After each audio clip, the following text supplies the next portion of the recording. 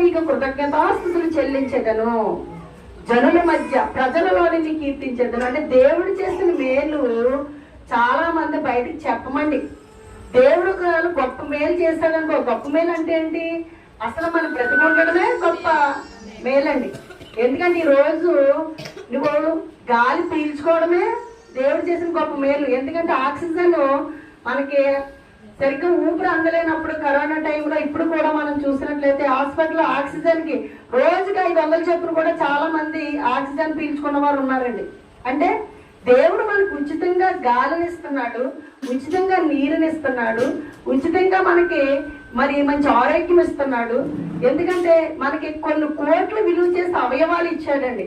ఒక చెయ్యి పోతే చెయ్యిని మనం చేతిని ఆపరేషన్ ద్వారా లేకపోతే ఆర్టిఫిషియల్ ద్వారా ఒక హ్యాండ్ని మనం ఏర్పాటు చేయాలంటే కొన్ని లక్షలు ఖర్చు అవుతుంది. అంటే మనిషి కొన్ని కోట్లు విలువ చేసే మనిషి అన్నమాట. అటువంటప్పుడు చక్కగా ఇక్కడ మన దేవుడికి మనం బ్రతికించడమే ఆయనకు మన కృతజ్ఞతాస్తుతులు చెల్లించాలి.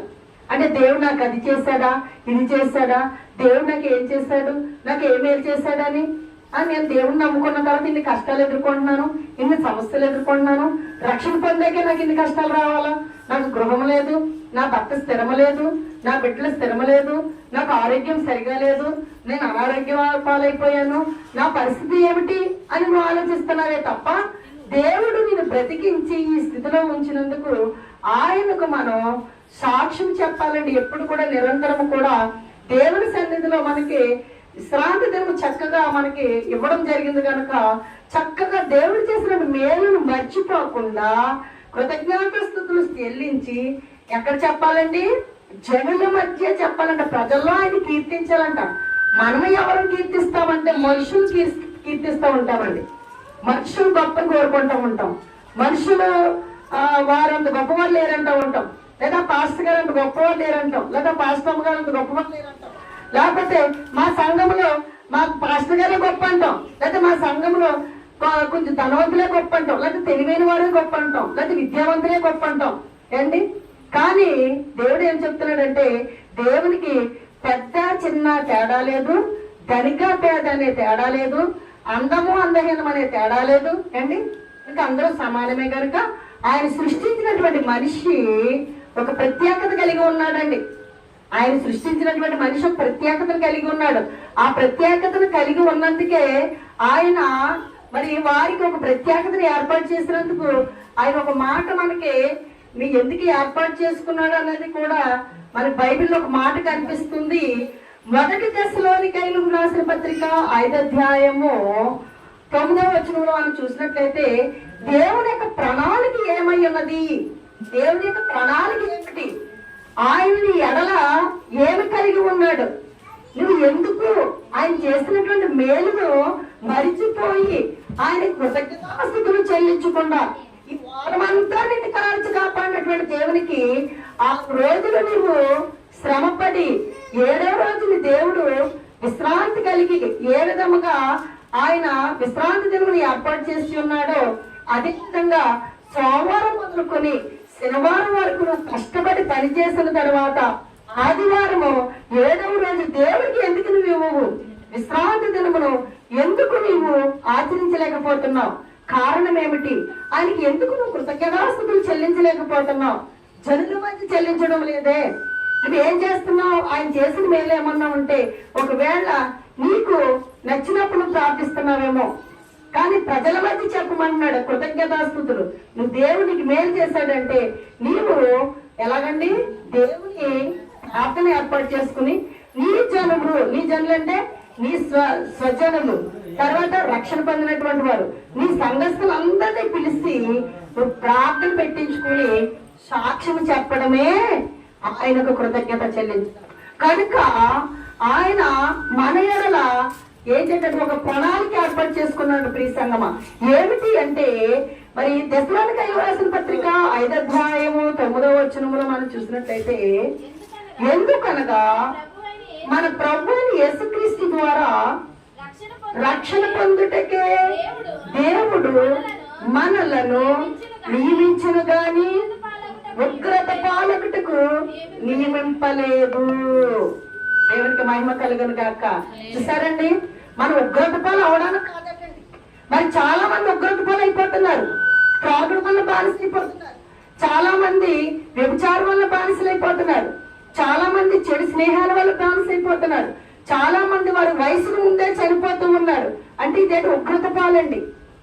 ఏమిటి అంటే చాలా మంది యవ్వన బిడ్డలు ఈ రోజు మనం చూస్తూ ఉంటే చాలా బాధకరంగా ఉంటుంది. వారికి ఎంతో వయసు ఉంటుంది, ఎంతో ఇంకా బ్రతకవలసినటువంటి జీవితకాలం చాలా ఉంటుంది. కానీ వాళ్ళు త్రాగుడికి వ్యసనానికి లోబడిపోయి వాళ్ళు ఏం చేస్తున్నారండి, మంచి మంచి బైకుల మీద ప్రయాణం చేస్తూ ఆ త్రాగుడి మైకములో దేవుడు గుద్దుతున్నాడో వాళ్ళకి తెలియడం లేదండి. అంటే అకాల మరణాలు వచ్చేస్తున్నాయి, అకాల మరణాలు అన్నమాట. అంటే దేవుడు అందుకు కాదండి మనల్ని పుట్టిస్తాంట, ఉగ్రత పాలు కావడానికి కాదంట. ఎందుకనగా మన ప్రభు అయిన యేసుక్రీస్తు ద్వారా రక్షణ పొందుటకే దేవుడు మనల్ని నియమించను గాని ఉగ్రత పాలగుటకు నియమింపలేదు. ఉగ్రత పాలు మనం అవ్వకూడదండి. అందుకనే ప్రతి ఒక్కరూ రక్షణ పొందాలి. ప్రతి ఒక్కరూ రక్షణ పొందితే చెడు వ్యసనాల నుండి మనకి దేవుడు మనల్ని కాపాడుతూ ఉంటాడు. ఒకవేళ నువ్వు రక్షణ తీసుకున్నావు అనుకో, దేవునిలో ఉన్నావనుకో, దేవుని యొక్క భయభక్తులు కలిగి ఉన్నావనుకో, అప్పుడు నువ్వేం చేస్తావంటే ఏ పొరపాటు చేయాలన్నా నువ్వు ఆ పొరపాటులోకి వెళ్ళవు. ఈ లోపల చేద్దామనేసి నీ మనసు అనిపించిన దేవుని వాక్యము నేను ఏం చేస్తుందని గద్దిస్తుంది, బుద్ధి చెబుతుంది. అమ్మో ఆ చోటికి వెళ్ళకు, అక్కడ చెడు సహవాసాలు ఉన్నాయి, స్నేహితులు ఉన్నారు, వెళ్ళొద్దు. దేవుని వాక్యము గద్దిస్తూ బుద్ధి చెప్పుతూ ఉంటాడటండి. అది మనం గమనించుకోవాలన్నమాట.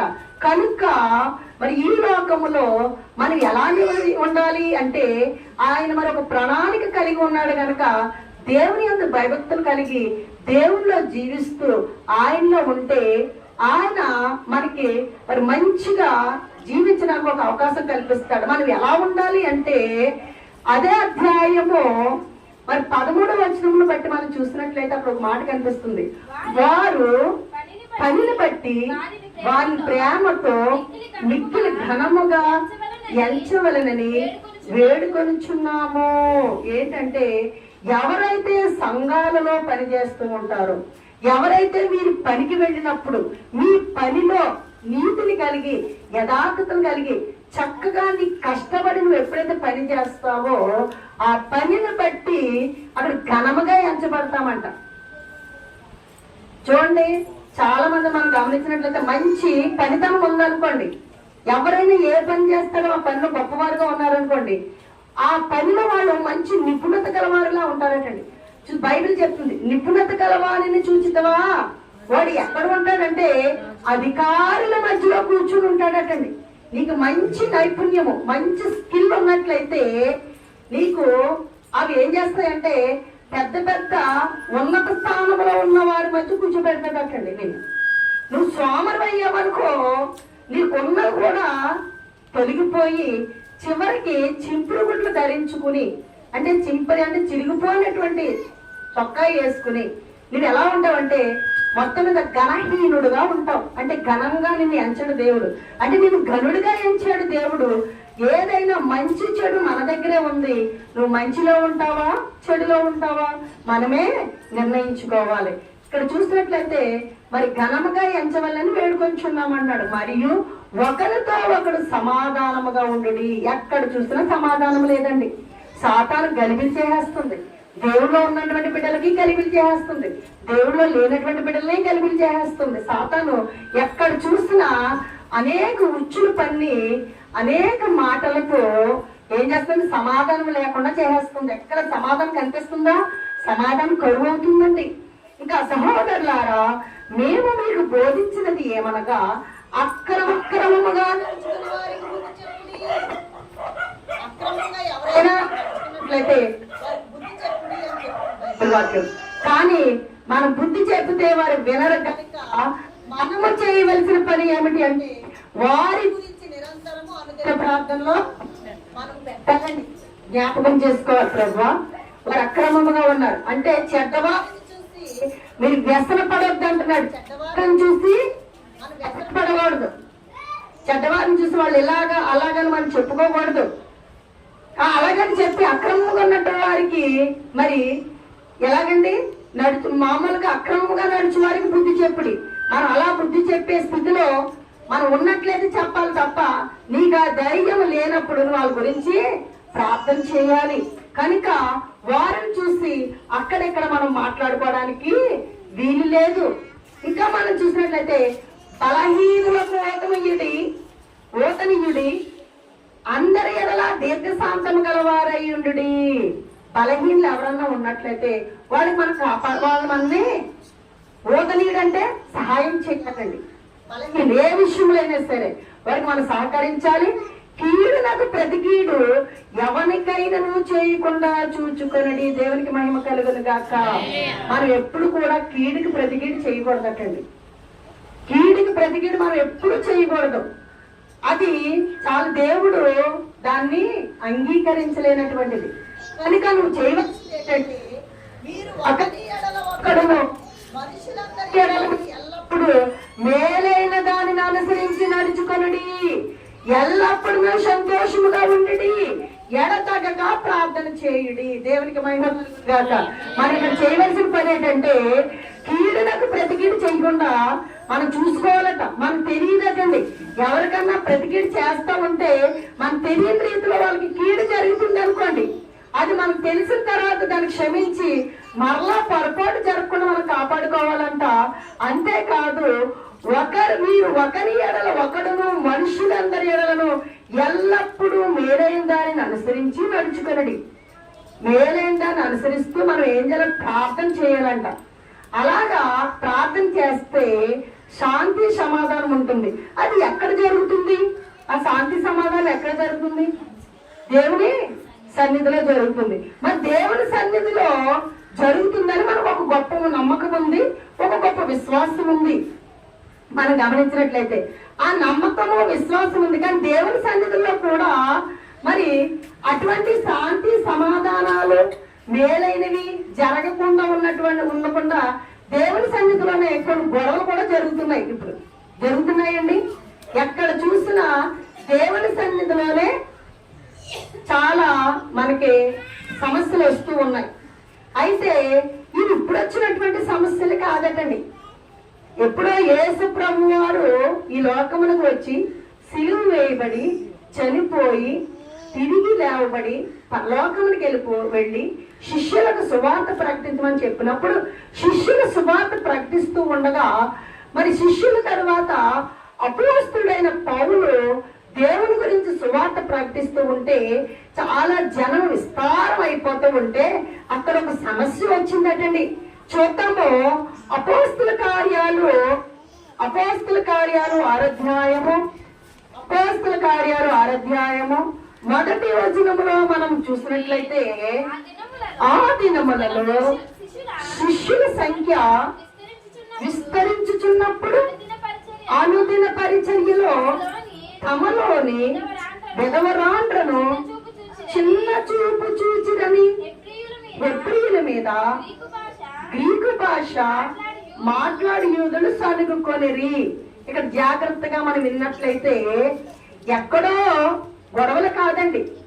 మనం చూసినట్లయితే ఇక్కడ దేవుని సువార్త ప్రకటిస్తూ ఉంటే దేవుని సువార్త విస్తరించినప్పుడు ప్రజల సంఖ్య పెరిగినప్పుడు శిష్యుల సంఖ్య విస్తరించినప్పుడు అనుదిన పరిచర్య అంటే రోజు వచ్చిన జనానికి పరిచర్య చేస్తూ ఉన్నప్పుడు మరి దేవుని సేవలో పాలుపంపు పొందుతున్నప్పుడు స్త్రీలేమి పురుషులేమి చిన్నబిడ్డలేమి మరి యవనములేమి అందరూ కూడా అందులో అనుదిన పరిచర్య అంటే దేవుని సన్నిధికి కుర్చీలు వేసిన వారు కొంతమంది, లేదా చేపలు వేసిన వారు కొంతమంది, దేవుని సన్నిధి శుభ్రం చేసిన వారు కొంతమంది, దేవుని సన్నిధిలో మీటింగ్ జరుగుతూ ఉంటే వంటలు చేసిన వారు కొంతమంది, వడ్డించేవారు కొంతమంది, కొంతమంది ఆర్థికంగా సహాయం చేసేవారు కొంతమంది.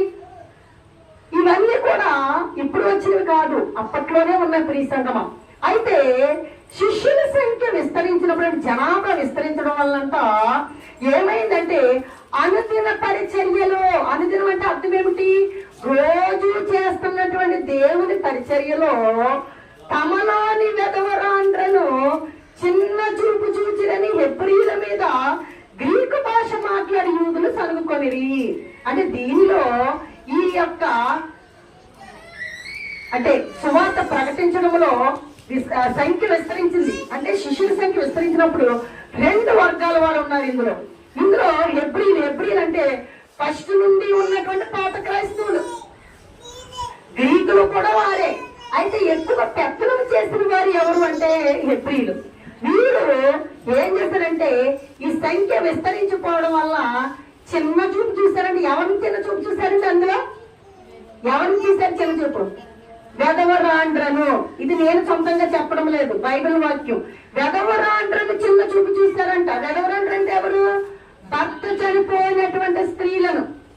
అయితే ఎప్పుడైతే చిన్న చూపు చూశారో ఆ స్త్రీలను చిన్న చూపు చూసినప్పుడు హెబ్రీయుల మీద గ్రీకు భాష మాట్లాడి యూదులు సణుగుకొనిరి. బయట చెప్పుకోకుండా అయ్యో భర్త చనిపోయినటువంటి స్త్రీలను తక్కువగా చూస్తున్నారు, దేవుని సన్నిధిలో అందరూ సమానమే కదా, పిల్లల తల్లిని ఎక్కువగా చూస్తున్నారు, బాగా చూస్తున్నారు, భర్త ఉన్నటువంటి స్త్రీలను బాగా చూస్తున్నారు, భర్త లేనటువంటి స్త్రీలను దేంట్లోని పాలు పంపులు పొందనివ్వడం లేదు, వాళ్ళు సరిగ్గా భోజనం కూడా వాళ్ళు పెట్టడం లేదేమో. దేవుని పరిచర్య, అనుదిన పరిచర్యలో వారు చిన్న చూపు చూశారంట. చిన్న చూపు చూడడం వల్ల పాపం మరి వారు కొంత కుటుంబంలోనే చిన్న చూపు జరుగుతుందండి వారికి. ఎప్పటి నుంచి అంటే ఇది పూర్వం నుండి వస్తుంది. భర్త చనిపోయినటువంటి స్త్రీని సమాజము పెడుతుంది, లేకపోతే వివాహాలకు ఆహ్వానించడు. వివాహాలకు వచ్చిన మరలా ఆ యొక్క వధువులను ఆశీర్వదించడానికి వెనకబెడుతుంది అని సమాజం యొక్క లక్షణం చెప్తున్నాను. నేను ఏ మతం గురించి చెప్పడం లేదు, కానీ సమాజంలో స్త్రీలను చిన్న చూపు, స్త్రీలంటే ఏదో భర్త లేనటువంటి స్త్రీలను చిన్న చూపు చూడడము సమాజంలో ఉంది.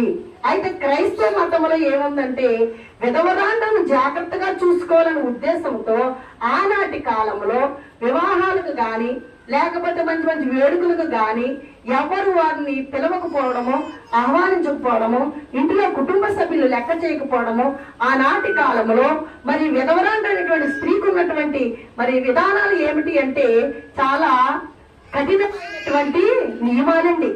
ఏమిటి కఠినమైన నియమాలు అని మనం ఆలోచన చేస్తే, భర్త చనిపోయినటువంటి స్త్రీ మరి భర్త చనిపోగానే మరి ఆ యొక్క నియమము 7వ దినం పాటించినప్పుడు ఆ స్త్రీని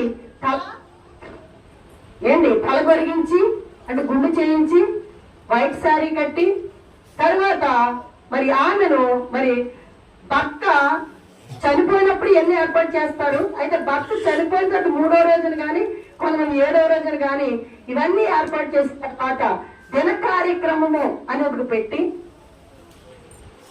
అది అయిపోయిన తర్వాత ఈ స్త్రీని ఒక ఇంటిలో పెట్టి ఆ ఇంటిలో ఒక కిటికీని ఏర్పాటు చేసి ఆ కిటికీలో నుండి ఆమెకు ఒక గిన్నెలో భోజనమును పెట్టి ఆమెకు ఉదయమే అందించడం జరిగేది అనమాట. ఎందుకంటే ఆమె బయటికి ఉదయమే రావడానికి వీలు లేదు. ఆనాటి కాలంలో సమాజంలో ఉన్నటువంటి ఇది ఒక దురాచారం అండి. అయితే ఈ స్త్రీ లోపల నుండి ఉదయమనే లేవకూడదు. తన ముఖమును తన కుమారులకు గాని కుమార్తెలకు గాని మనవరాండ్రకు గాని మనవులకు గాని ఇరుగు పొరుగు వారికి గాని ఎవరికి కూడా ఉదయంనే తన ముఖమును చూపించడానికి వీలు లేదు. ఒకవేళ ఉదయంనే తన ముఖం చూపించినట్లయితే ఏదైనా జరగడానికి కార్యం జరిగితే ఆయన దూషిస్తూ ఉండేవారు. ఆనాటి సమాజంలో ఉన్నటువంటి ఇది ఒక సాంఘిక దురాచారము. అయితే ఈ స్త్రీకి ఉదయంనే పెట్టడం అంటే వీళ్ళందరూ తిన్న తర్వాత ఒక గిన్నెలో పెట్టి ఒక కిటికీ ద్వారం గుండా ఆ యొక్క ప్లేట్ని పంపించేవారు. ఆమె తిన్న తర్వాత మరి సరిగ్గా సూర్యుడు ఉదయించిన తర్వాత ఎవరి పనికి వాళ్ళు వెళ్ళిపోయిన తర్వాత ఈమె బయటకు వచ్చి ఇంటిలో ఉన్నటువంటి మొత్తం సమస్తము పనినే చెయ్యాలన్నమాట. బట్టలు ఉతకడం ఏమిటి, లేదా అంట్లు తోమడం ఏమిటి, ఇల్లు ఓడ్చడం ఏమిటి, సమస్తం పని చాకరీ చెయ్యాలి. ఇంకా ఆమెకు ఆనాటి కాలంలో విలువ లేదు. ఆనాటి కాలంలో విలువ అటువంటి స్త్రీలు అలాగున్నటువంటి స్త్రీలని ఆనాటి కాలంలో మరి క్రైస్తవ మతము ఏం చేసింది అంటే ఇటువంటి స్త్రీలు ఎలా చూడటం చాలా తప్పు అని చెప్పి క్రైస్తవ మతము అందరి దృష్టిలో అంటే ఇటువంటి వారు కూడా మరి దేవునికి ఇష్టలేని చెప్పి రుజువు చేయడం కోసము వీరి గురించి అనేక ప్రకటనలు చేసి మరి అనేక మందిని మరి వేరు వేరు మతాల్లో ఉన్నటువంటి వారిని మరి క్రైస్తవ మతము వీరిని ఆహ్వానించడం జరిగింది ప్రియ సంగమా. అప్పుడు వీరందరూ దీంట్లోకి వచ్చినప్పుడు వెదవరాండ్రను కూడా క్రైస్తవ మతంలో చాలా చక్కగా మరి ప్రేమగా చూసుకున్నారంట. అయితే శిష్యుల సంఖ్య విస్తరించినప్పుడు మరి బయట సమాజంలో అంటే చూస్తారు అలాగా, మరి క్రైస్తవ మతంలో కూడా అలా చూస్తే వారికి భేదాలు వస్తాయి కదండి. మరి అలా వచ్చినప్పుడు ఇది వార్త ఎవరికి వెళ్ళిందంటే అక్కడ ఉన్నటువంటి పౌలు గారికి తెలిసింది. అయితే ఆయన ఏం చేశారంటే చూడండి అక్కడ, అప్పుడు 12 అపోస్తలులు తమ యొక్కకు శిష్యుల సమూహమును పిలిచి, మేము దేవుని వాక్యము బోధించటమాని ఆహారం పంచిపెట్టడం యుక్తము కాదు. ఇక్కడ 12 మంది శిష్యులు ఉన్నారండి. ఈ 12 మంది అపోస్తలులు మరి వార్త నీ ద్వారా తెలిసింది. చిన్న చూపు చూస్తారు, పాప బాధపడుతున్నారంటే భర్త లేని స్త్రీలు. అయ్యో సమాజం మమ్మల్ని వెళ్ళేసిందే, సమాజంలో ఉన్నటువంటి మరి ప్రజలందరూ మమ్మల్ని వెళ్ళేసారే, మా బిడ్డలో కూడా మమ్మల్ని సరిగ్గా చూడటం లేదే, మమ్మల్ని లెక్కలేనట్టు వదిలేసారే, దేవుడే మమ్మల్ని చూస్తానని ఇందులోకి వస్తాయి, క్రైస్తవ దాంట్లోకి వస్తాయి, లేదా క్రైస్తవ మతంలోకి వస్తాయి, ఇందులో కూడా మమ్మల్ని ఏం చేస్తున్నారు, చిన్న చూపు చూస్తున్నారు అని స్త్రీలు వేదన చెందితేనంట ఈ వార్త 12 వార్త ప్రకటించినటువంటి పాస్టర్ దగ్గరికి వెళ్ళిందంటే, ఈ పాస్టర్ దగ్గరికి వెళ్ళినప్పుడు వారు ఏం చేశారు తెలుసండి, వారు చూడండి శిష్యుల సమూహమును పిలిచి, మేము దేవుని వాక్యం బోధించటం అని ఆహారం పంచిపెట్టడం యుక్తము కాదు. అంటే బల్లల యొక్క పరిచర్య చేయట, భోజనాలు ఏర్పాటు చేస్తామనుకోండి, భోజనాలు ఏర్పాటు చేసేటప్పుడు వడ్డించేవారు కొంతమంది, ఏంటి ఆకలి తీసేవారు కొంతమంది, వాటర్ వేసేవారు కొంతమంది, వండేవారు కొంతమంది, ఇలా ఉంటారు కదా. మరి ఆ విషయంలో మరి అనుదిన పరిచర్యలో ఎవరిని ఏర్పాటు చేశారో వాళ్ళే చేయాలి, కానీ పాస్టర్ గారు వచ్చి ఇవన్నీ నేనే చేసుకుంటానంటే కుదురుతుందండి. అది వీళ్ళేమన్నారంటే, వీళ్ళు అంటున్నారు చూడండి, తమ యొక్కకు శిష్యుల సమూహం, అందరూ శిష్యులు పిలిచారు, శిష్యుల సమూహం విస్తరించింది.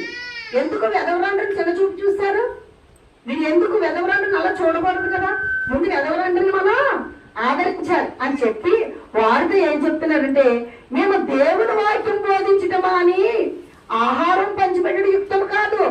ఆ దైవజనులు అంటున్నారు దేవుని వాక్యం ముఖ్యం, జీవాహారం ముఖ్యం, మేము దేవుని వాక్యం ప్రకటిస్తున్నాం, మీరు ఇది మానేసి మీరు చేస్తున్నటువంటి పని మేము చెయ్యాలంటే యుక్తం మంచిది కాదు, మీరు దేవుని వాక్యం బోధించాలి, కానీ మీకు అప్పచెప్పిన పని మీరు చెయ్యాలి, ఎందుకు చిన్న చూపు చూస్తున్నారు, మా పని మేము చేయాలి, మీ పని మీరు చేయాలి. కనుక ఇక్కడ అలాగని చెప్పి వెంటనే అక్కడ మరలా చూడండి, కాబట్టి సహోదరులారా, మరలా మీరు చెప్తున్న దైవజనులు ఏమంటున్నారంటే, ఆత్మతోనూ జ్ఞానముతోనూ నిండుకొని మంచి పేరు పొందిన 7 మనుష్యులను మీలో ఏర్పరచుకొనుడి, మేము వారిని ఈ పనికి నియమించము.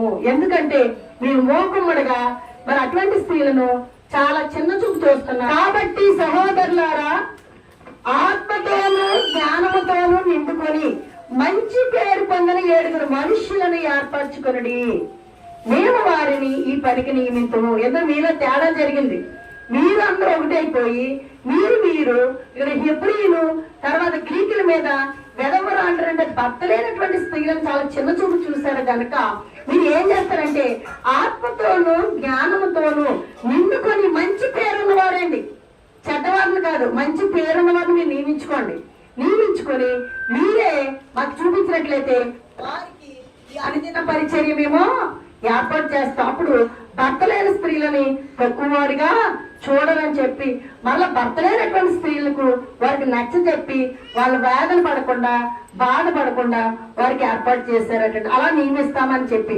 అంటే దీని అర్థం ఏమిటి అంటే, ఇక్కడ మరి క్రైస్తవ మతములో మన యొక్క అంటే క్రైస్తవులలో క్రైస్తవ సంఘాలలో మనకి ఆ భర్త ఉన్నటువంటి స్త్రీ అని, భర్త లేనటువంటి స్త్రీ అని, లేకపోతే పేదరాలని ధనవంతురాలని, లేదా పేదవాడని ధనవంతుడని ఇటువంటి తేడా లేదండి, అందరూ సమానమే. అయితే మరి నిజమైన భక్తి కలిగి ఉండాలంటే మరి ఏమిటి అని మనం ఆలోచన చేస్తే అసలు మనం చూద్దాము. యాకోబు రాసిన పత్రిక యాకోబు రాసిన పత్రిక 1వ అధ్యాయము 27వ వచనంలో మనం చూసినట్లయితే మరి ఇక్కడ వెధవరాండను చిన్న చూపు చూస్తారట. కానీ వెధవరాండను అలా చూడకూడదని దేవుని వాక్యం మనకు బోధిస్తూ ఉంది. 1వ అధ్యాయము 27వ వచనంలో చూసినట్లయితే తండ్రి అయిన దేవుని ఎదుట పవిత్రమును నిష్కళంకమునైన భక్తి ఏదనగా దిక్కులేని పిల్లలను విధవరాండ్రను వారి ఇబ్బందులు పరామర్శించుటయు ఇహలోక మాలిన్యము తనకంటకుండా తన్ను తాను కాపాడుకొనుటనే. దేవునికి మహిమ కలుగును గాక. నిజమైన భక్తి ఏంటంటే మనం అనుకుంటామో దేవుడు వాక్యం చెప్పడమే భక్తి అనుకుంటాం, అది దేవుడు పాటలు పాడటమే భక్తి అనుకుంటామండి. ఏంటి అంతే కదా, దేవుని వాక్యం సువార్త ప్రకటించడమే ఇక్కడ. అందుకనే అపోస్తులైనటువంటి 12 కూడా మరి ఆత్మతోనూ జ్ఞానంతో ఉన్న వారిని మంచి వారిని ఎన్నిక చేసుకోమన్నారు. 7 వారిని పనికి నియమిస్తాం. ఎందుకంటే మేము సువార్త ప్రకటిస్తాం, కానీ సువార్త ప్రకటిస్తూ ఇందులోని మేము ఏం చేస్తామంటే పాలివారుగా ఉంటాము తప్ప అది చేయడానికి మేము యుక్తం కాదు. అయితే నిజమైన భక్తి ఏది అంటే అక్కడ చెప్తున్నాడు, దిక్కులేని పిల్లలను అంటే తల్లిదండ్రులు లేని పిల్లలు కానీ, తల్లి లేని పిల్లలు కానీ, తండ్రి లేని బిడ్డలను కానీ, అటువంటి బిడ్డల్ని మనం ఏం చేయాలండి, పరామర్శించడం. అంటే అమ్మ బాగున్నావా అని ఒక మాట కాదండి, వారి ఇబ్బందుల్లో ఉన్నప్పుడు వాళ్ళకి ఏం అవసరమో అది మనకున్న దానిలో పెట్టడమే భక్తి అంటండి. విధవరాండ్రను వారి ఇబ్బందుల్లో పరామర్శించుటయు. భర్త లేనటువంటి స్త్రీలు అనేక ఇబ్బందులకు గురవుతారటండి. ఎందుకంటే సమాజము తక్కువ వారిగా చూస్తుంది, సమాజం విలువదు. వారితో పాటు ఇహలోక మాలిన్యం అంటే అర్థం ఏంటంటే ఈ లోకంలో కొన్ని మూఢాచారాలు ఉంటాయి, కొన్ని మూఢ ఆచారాలు ఉంటాయి. ఆ ఆచారాలను బట్టి ఈ యొక్క స్త్రీలను మరి సమాజము మరి చిన్న చూపు చూస్తూ ఉంటుంది. అటువంటి వారిని మరి క్రైస్తవులుగా మనం చిన్న చూపు చూసుకోకుండా వారిని విధవరాండ్రు కూడా వారి ఇబ్బందులో పరామర్శించుటయు. అనేక ఇబ్బందులు జరగవచ్చండి, ఆరోగ్య విషయం అవ్వచ్చు, లేదా మనస్సు వారికి సమాధానంలో లేకపోవచ్చు, లేకపోతే అనేక ఇబ్బందులు అంటే మనకు తెలియనివి ఎన్నో ఉండొచ్చు. అటువంటి దాంట్లో మనము క్రైస్తవులుగా మనం ఉన్నప్పుడు వారి గురించి ప్రార్థించి వాళ్ళు పరామర్శించేలాగా మనం ఉండాలంటండి. అందుకనే ఇహలోకమాల్యమును తన కంటకుండా తను తాను కాపాడుకున్నట్టే. అంటే ఇహలోకమైన ఈ లోకంలో అనేకమైన మాలిన్యం అంటే మొత్తం మనం రక్షణ పొందిన తర్వాత మొత్తం అందులో మనం అడిగేస్తాము, ఇందులో మనం అడిగేస్తాము, మొత్తం అన్నిట్లో పాలు పంపులు పొందుతూ ఉంటామండి. అటువంటి ఇహలోక మాలిన్యం మనకు అంటకూడదట. అంటకుండా ఉంటే దేవుడు మనల్ని సురక్షితముగా కాపాడుతాడటండి. సురక్షితంగా కాపాడుతాడు, మనల్ని కాచి కాపాడి మన గురించి ఇందాక చూస్తారా, దేవుడు మనల్ని ఎందుకు ఏర్పరచుకున్నాడంటే ఉగ్రత పాలు కాకుండా రక్షణలోకి నడిపించుకోవడానికి మనల్ని ఏర్పాటు చేసుకున్నారు కనుక భర్త లేనటువంటి స్త్రీలు అనుకోవచ్చు, నాకేమీ లేదే, నా పరిస్థితి ఏమిటి, నేను ఎలా బ్రతకాలి, నా డబ్బులు నాకు వచ్చినటువంటి అమౌంట్ నాకు సరిపోతలేదే, నేను ఏంటి అంటే నువ్వు నిజంగా ప్రార్థన చేస్తే దేవుడు నిన్ను ఏం చేస్తాను, పోషిస్తాడండి. అందుకనే రాజుల గ్రంథం చూడండి ఒక్కసారి, నేను ముగిస్తాను. ఇంకా 1 రాజుల గ్రంథము 17వ అధ్యాయము. దేవుడే పోషిస్తున్నాడు, అక్కడ ఒక స్త్రీని పోషిస్తున్నాడు చూడండి. 1 రాజుల గ్రంథము 17వ అధ్యాయము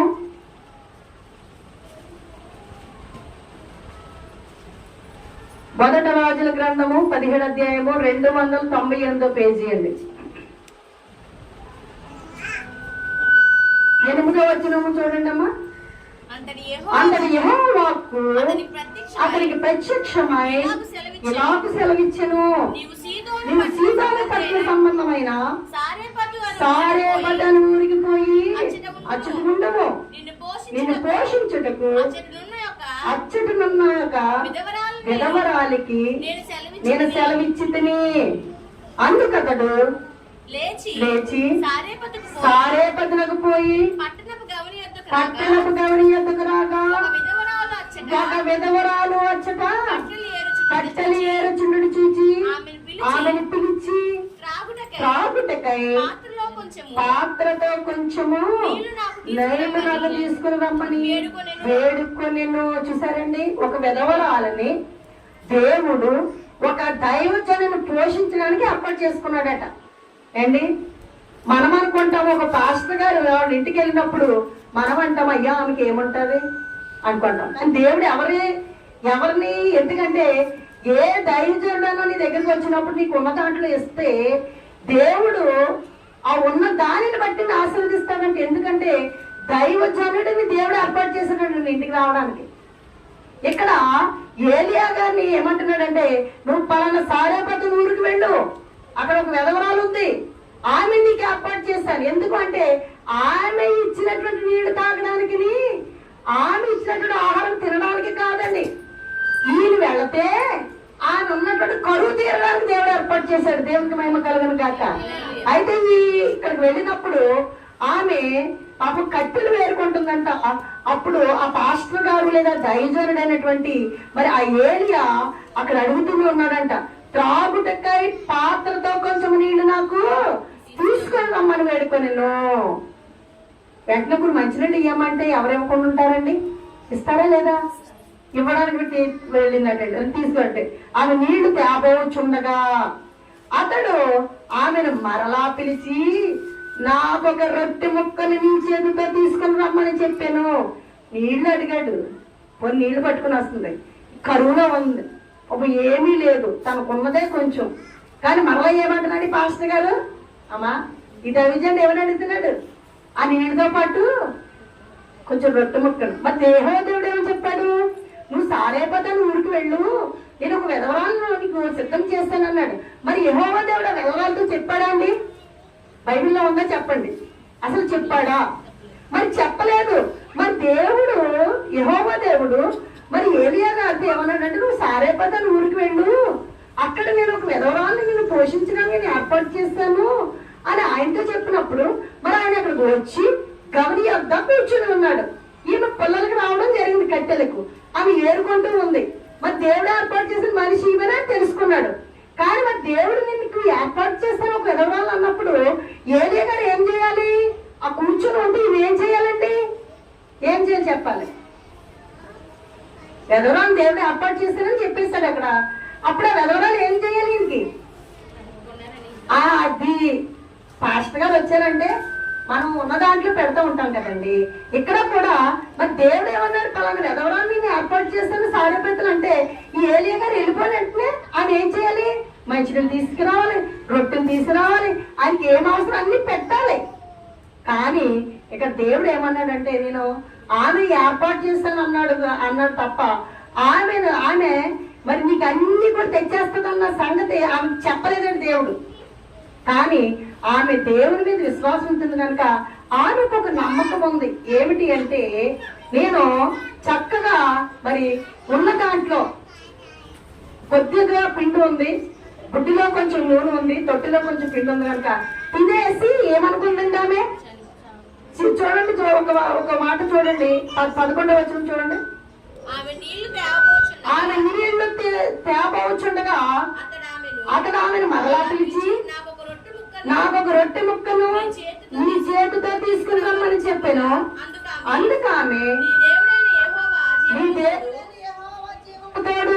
తొట్టిలో పట్టెడు పిండియు బుట్టిలో కొంచెం నూనెయు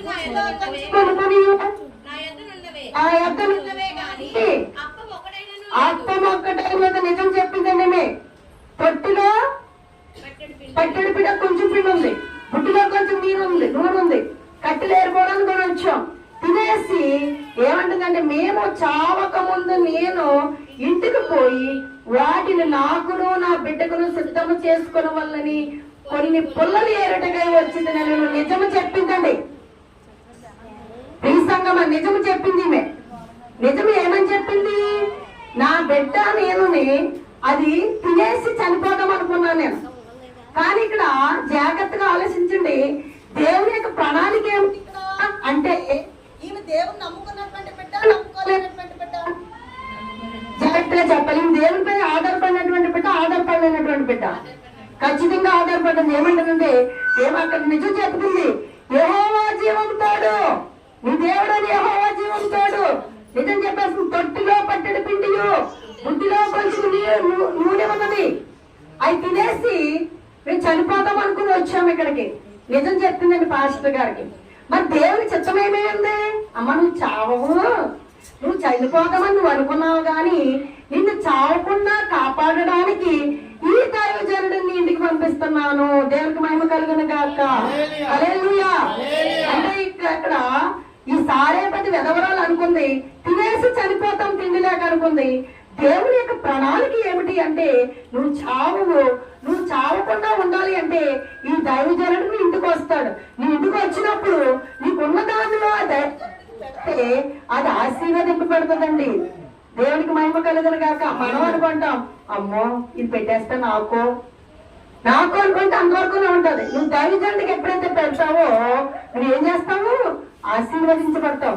ఎప్పుడైతే ఆమె నిజం చెప్పిందో అప్పుడు అంటున్నాడు ఆయన, మళ్ళీ చెప్తున్నా, అప్పుడు ఏలియా భయపడవద్దు, నీవు పోయి చెప్పినట్లు చేయము. అయితే అందులో నాకు ఒక చిన్న అప్పము మొదట వేసి నా ఎంతగా తీసుకుని రమ్ము, తరువాత నీకును నీ బిడ్డకును అప్పమును వేసుకును. దేవునికి మహిమ కలుగును గాక. హల్లెలూయా, హల్లెలూయా.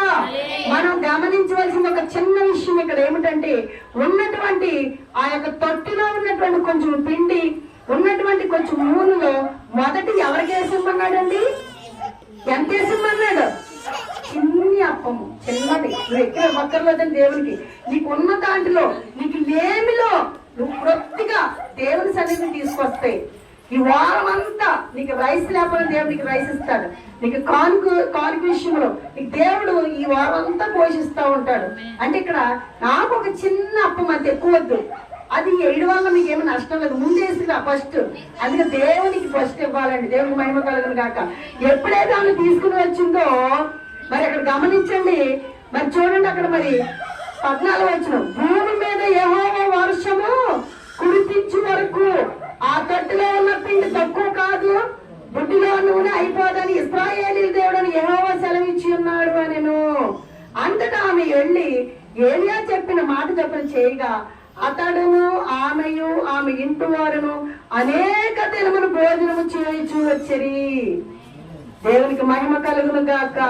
హల్లెలూయా. యెహోవా ఏలియా ద్వారా సెలవిచ్చిన ప్రకారము తొట్టిలో ఉన్న పిండి తక్కువ కాలేదు, బుద్ధిలో ఉన్న నూనె అయిపోలేదు. హల్లెలూయా. దేవునికి మహిమ కలుగును గాక. ఎంత విచిత్రమైందండి ఇది.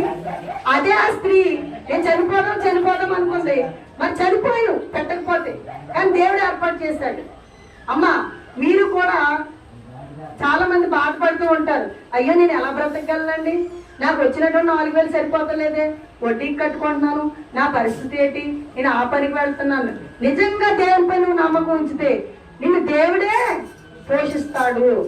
దైవజనుడికి ఒక చిన్న అప్పము అంటే నమ్మి విశ్వసించింది.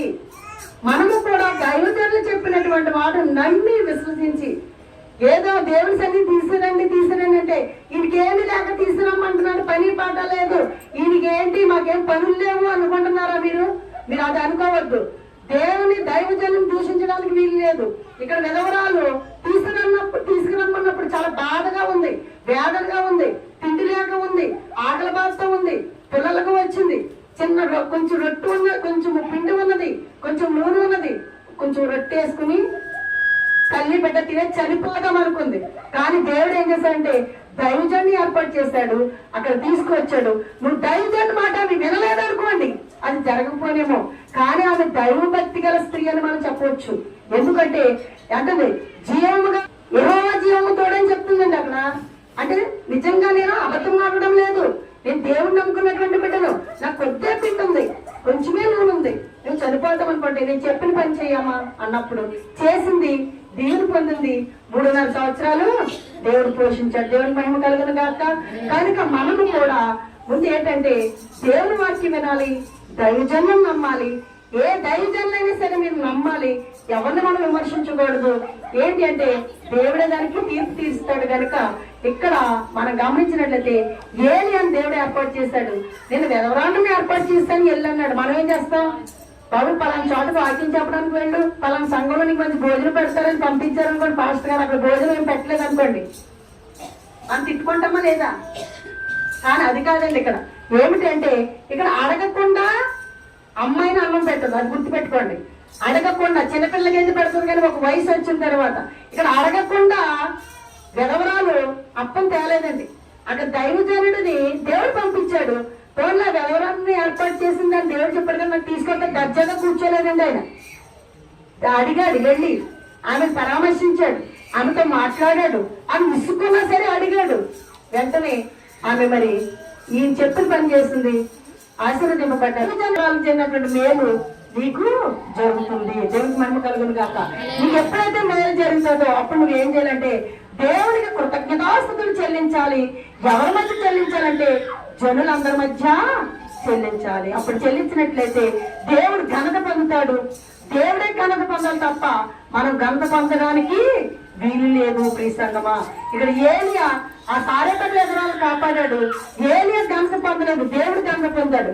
ఇక దైవజనులు కాదని ఘనత పొందేది, దేవుడు ఘనత పొందాలి కనుక మరి వెధవరాండ్రను చిన్న చూపు చూసినందుకు మరి బైబిల్ ఏం చెప్తుందంటే చిన్న చూపు వెధవరాండ్రను చూడకూడదు, వారిని ఒక మంచి స్థాయిలో ఉంచాలి. మరి అటువంటి స్త్రీలను మంచిగా చూడాలి అంటే 12 అపోస్తలులు 7 నియమించి వారు చక్కగా చూసుకోవడం మొదలు పెట్టారు. మరి క్రైస్తవుల్లో మరి ఈనాటికి కూడా మరి వెధవరాండ్రని మరి తక్కువ చూపు చూడకుండా మరి సమాజంలో వారిని లెక్క చేయకుండా మరి క్రైస్తవులుగా ఉన్నటువంటి సమాజంలో మాత్రం వారికి మంచి వాల్యూ ఉంది. అన్ని విషయాల్లో వారిని ముందుగానే ఉంచుతారండి మన క్రైస్తవుల్లో. అది మిగతా ప్లేస్ లో చూస్తే పెళ్లిళ్ళకి పిల్లలు అది ఎదురొస్తే తిడతా ఉంటారు, కానీ మన క్రైస్తవులకు అటువంటివి ఉండవు. కనుక మరి ఈ లోక మాలిన్యం మనం అనకుండా ఈ లోక మూఢాచారాలు కానీ మతాచారాలు కానీ మూలాచారాలు కానీ మనం అనుసరించకుండా మన దేవుని వాక్యనే మనం నమ్ముకుంటూ ఈ సారేపతి విధవరాలు ఏ విధంగా చక్కగా దేవుల్లో మరి విశ్వాసం కలిగి ఉందో, దైవజనుడు చెప్పిన మాట విన్నదో మనము కూడా ఈ లోకంలో ఉంటూ ప్రతి వారము దేవుని సన్నిధికి వస్తూ దైవజనుడు చెప్పినటువంటి వాక్యములు విని మనం గ్రహించుకుని చక్కగా ఈ వారం అంతా ఆ వాక్యానుసారంగా ఆయన చిత్తానుసారంగా నడుచుకునేలాగా పరిశుద్ధాత్మ దేవుడు మనం నడిపించి ఆశీర్వదించును గాక.